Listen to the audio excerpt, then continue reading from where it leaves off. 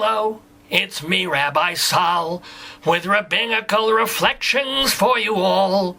I come from Temple Sons of Bitches here in Great Neck, New York. Shut up and pay attention to me. Shalom Dammit. This is Rabbi Sol Solomon with a Rabbinical reflection for the week of March 12th, 2017. Happy Purim, everybody! It's the one day of the year when the world is actually supposed to be crazy, rather than the accident we live in day to day. As such, it's something of a tradition on this most happy holiday for me to eschew ranting, bitching, and beating various dead horses, and to just tell a couple of jokes with a bissel of Talmudic commentary. Well, Talmudic-style commentary, since I'm too busy to actually read the friggin' Talmud. Oh, as if you aren't. Anywho, we begin with a charming joke about infidelity. Murray the accountant has been lusting after his secretary for months. Finally, she gives in. They take the day off, go to a hotel, and spend hours boinking and stooping, moaning and groaning, coming and going. They're so exhausted, they even fall asleep. Suddenly, Murray wakes up. It's 7:30 at night. They start frantically dressing, and as they get out the door, Murray hands the girl his shoes and says, "Do me a favor. Take my shoes, go to the lawn, and rub them all over the grass and dirt. Do it." She does. He says, "Great, don't panic." Drives her home and makes a beeline for his own house. In he walks at 8:45, and boy, is his wife waiting for him. "Where have you been?" she screams in his face. "Honey," he says, "I'm not gonna lie to you.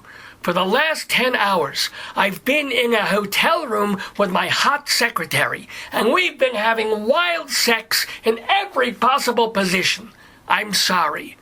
Murray's wife looks down at his shoes, stares at them, says, "You lying son of a bitch. You've been playing golf." Please note that this joke is not meant to be instructional or tried at home. It does remind us that marriage is a sacred institution, but even more sacred is the need for men to have their own corner of time and space. Doesn't mean, chas v'chalil, they should be committing adultery, or certainly not childrenry, but an activity that is theirs and theirs alone.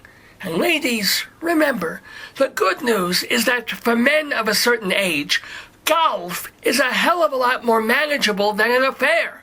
For one thing, you can hold your shaft up for 3 hours without having a heart attack. For another, it's more fun to pick your balls up from the green than to pick up your balls with tighter underpants. And finally, if you land in the wrong hole, you just get a drink at the bar instead of needing a penicillin shot. Moving on. Last week, I'm visiting a big synagogue in Manhattan, and I have to use the bathroom. So I go downstairs, big men's room. I try one stall, the door won't open. So I try the next one. It's fine, I go in, sit down. I'm just getting settled when a voice comes from the next cubicle. "Shalom, how you doing?" I think. But to be polite, I answer, "I'm fine, thank you very much."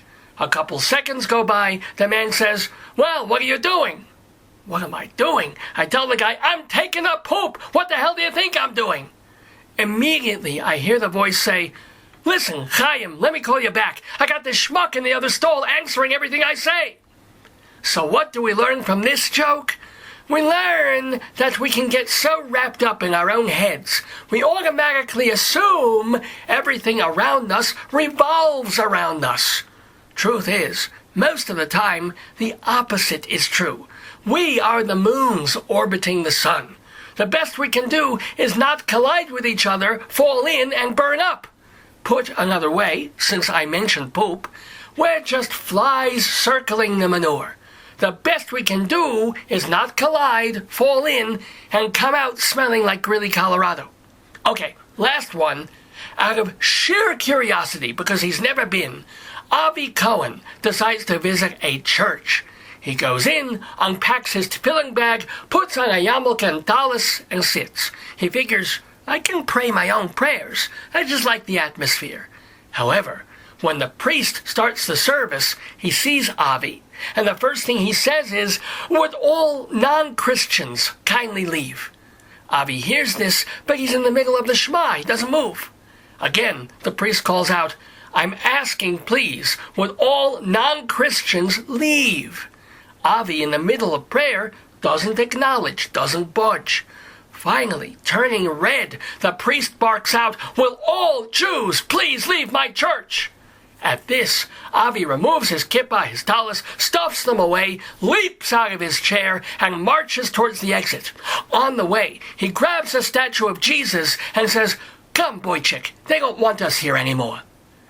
This is, of course, a reminder that in an era when Christians and Jews may wind up being pitted against each other over abortion, Palestinians, school prayer, thin crust pizza versus Chicago style, it's good to remember we all need each other.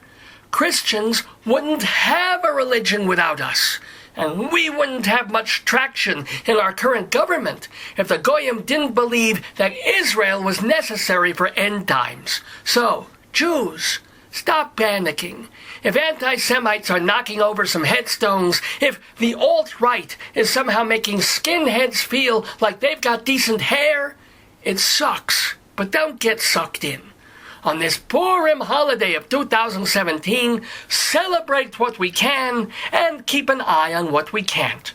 Remember, too, that the president has a Jewish son-in-law and a converted Jewish daughter, and that the majority of our countrymen stand with us.